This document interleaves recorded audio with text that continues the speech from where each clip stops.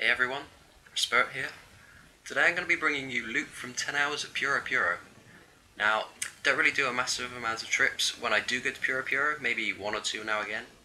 It's, usually I'll see a crop circle, just try my luck there if I'm not too busy. So, you can catch implings at Puro Puro as low as level 17 Hunter, but you'll be making barely any money at all there until at least 62 Hunter, when you can catch magpie implings. If you want to be able to catch the creme de la creme of implings, you're going to need 83 Hunter for dragon implings and 91 Hunter for kinglies. But if you are here for dragons and kinglies, I would recommend also collecting magpie, ninja and zombie implings, as well as looting nature implings, as there is a small chance that you can loot a dorsal sleeve for them, as you will see later on in this video. So basically what you want to do is go and find yourself a crop circle that has randomly spawned in Gillinor. Besides the fixed one in Xanaris, there will also be two other crop circles in wheat fields around Gillinor. To find out where they are, you'll need to go to the Xanaris wheat field and click Check Gates with the Wandering Impling. There will be a cutscene that will show you the current location of two crop circles around Gillinor. Then you simply head on over, get straight into catching implings. So, on screen now, you will see a couple of high-level implings that I managed to find over the 10 hours. It's always a mixed bag when you turn up to Puro Puro, as you can either get kinglies waiting for you to catch as you enter on your first trip, or you'll go dry for 3 hours as I did doing these 10 hours. Now you may ask why I bother finding the crop circle in Gillinor when I could just use the one in Xanaris. The reason for this is because of the 30-minute proficiency bonus that you get from finding and entering a crop circle that has been randomly spawned around Gillinor. This lets you push through the wheat a lot quicker and lasts for 30 minutes of in-game time.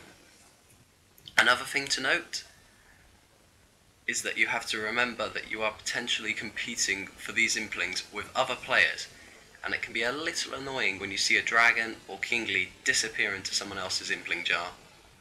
This is where the proficiency bonus really comes into play, as you'll be at an advantage to a player chasing a high level impling that is just running trips from Xanaris crop circle. Now there are players that like to bring runes for casting bind, snare or ectangle on the implings to freeze them and stop them from having to move about, so players don't have to chase it around to catch it.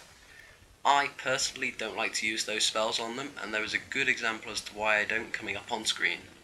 In my personal opinion, you'd be better off chasing the implings around until you eventually catch them. Admittedly, they can be a bit of a pain chasing round, but trust me when I say you don't want to be using binds, snares, ectangles, whatever, and ending up like this guy did.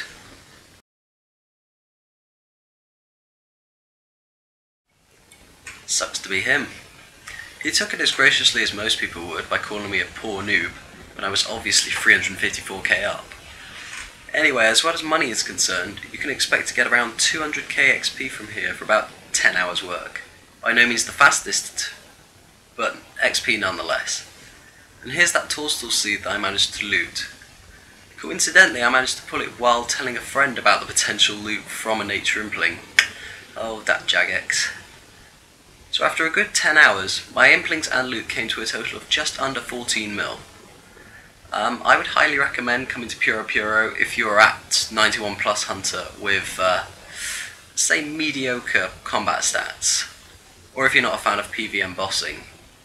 Right now, for me, this was a lot more profitable than if I'd spent 10 hours at Frost Dragons, and in all honesty, a lot more fun. Thanks for watching, guys, and I'll see you around.